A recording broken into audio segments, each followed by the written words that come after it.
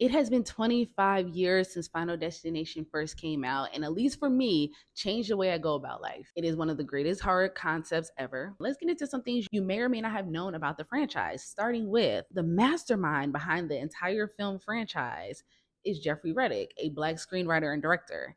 And when he created it as a spec script for X-Files. So it was originally titled Flight 180, and it was based upon the true story that he read about of a woman urging her daughter not to get on a plane, and that plane later crashed. And so it was supposed to center on, Mulder and Scully and their investigation, but then it evolved into kids and young adults cheating death. And New Line Cinema got attached to it, and as they say, the rest is history. But what's also so cool about this film franchise is it was so original because the antagonist, the villain, is an unforeseen force. It's death. It's not tangible like something you can catch or you could kill.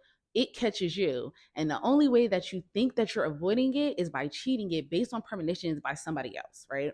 Concept was original, which is why I think it's the dopest thing, because for me, at least, after seeing Final Destination, I do not drive behind trucks with open beds. Also, whenever I drop something and I'm driving, baby, I get freaked out because of that same scene. I've been stuck in an elevator before after seeing this movie. Not fun, the scariest thing in my life, because all I thought about was Final Destination. But there are so many different instances. I think about the simple and sometimes outrageous ways that death can take you out because of Final Destination. Now, moving on, although Jeffrey Reddick, who is biracial, who's the creator behind this franchise lacks diversity like it ain't no tomorrow. But he actually didn't want that. So in speaking to Entertainment Tonight, he said that he actually wanted more diversity in front of behind the scenes, because not only is he Black and white, but he's also a proud gay man. And so he wanted more diversity across the board in his films. And when it came to the second film, when he wrote The Treatment, he had the lead character, Kimberly, as a Black woman. But, by the time it went through everything, she turned into a white woman. And although he did praise AJ Cook's performance, he did hope that a Black actress would have been considered for the role. And when speaking to them, he said, usually people of color get whitewashed and the gay and lesbian characters get de-gayed. I think that's something to note, because he created the franchise, but understanding the many roadblocks that people go in trying to get their vision to look exactly how they want it to look, as diverse as possible. And what you may or may not have known, some of the characters, especially the ones in the earlier films, they paid homage to horror legends, from directors to producers to actors. So if you remember Devon Sawa's character, Alex Browning, he played homage to Todd Browning,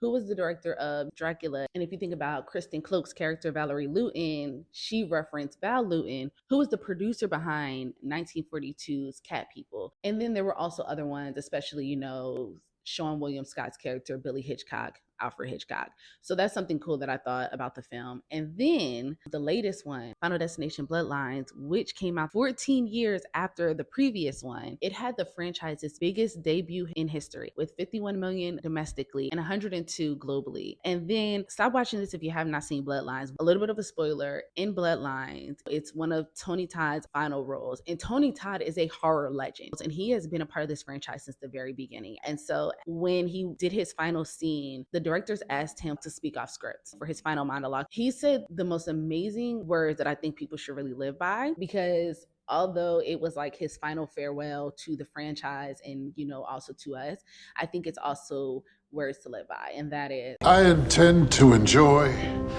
the time I have left, and I suggest that you do the same. Life is precious. Enjoy every single second. You never know when.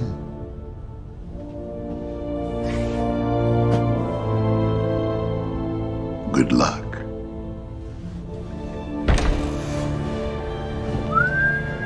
y'all. Let me tell you, first off, I like the film a lot, but that scene, baby, these are some things that you may or may not have known about the Final Destination franchise. In my opinion, Final Destination movies aren't scary. They just will change the way that you go about life. Which tidbit surprised you the most? See in the comment section.